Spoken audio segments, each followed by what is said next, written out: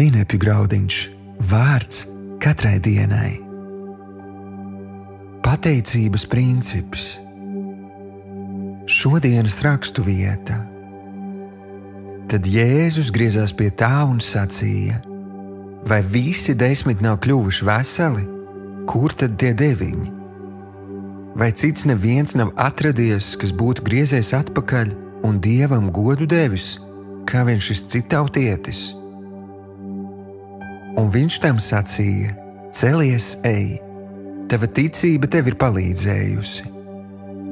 Lūkas evaņģēlijs, 17. nodaļa, 17. līdz 19. pants. Šodienas pārdomas. Lūkas evaņģēlijā lasām par 10 spitālīgu vīru sastapšanos ar Jēzu. Šiem vīriem bija aizliegts tuvoties veseliem cilvēkiem, jo slimība bija lipīga un neārstējama.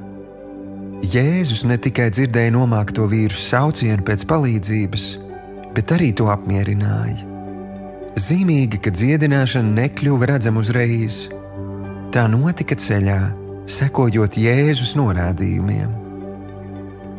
Varētu teikt: brīnišķīgi, slava Dievam! Taču vēlos vērst tavu uzmanību uz kādu svarīgu faktu, kas notika pēc tam. Viens no 10 griezās atpakaļ, lai pateiktos par brīnumu. Kā uz to reaģēja Jēzus?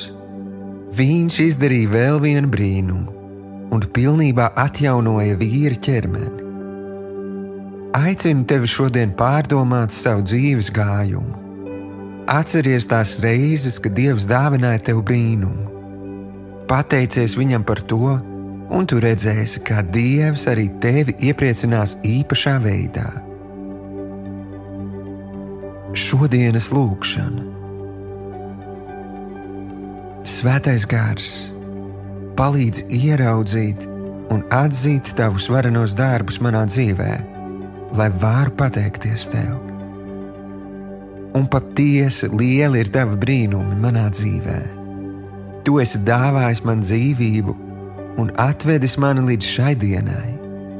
Viss gods un slava vien tev. Jēzus vārdā. Āmen.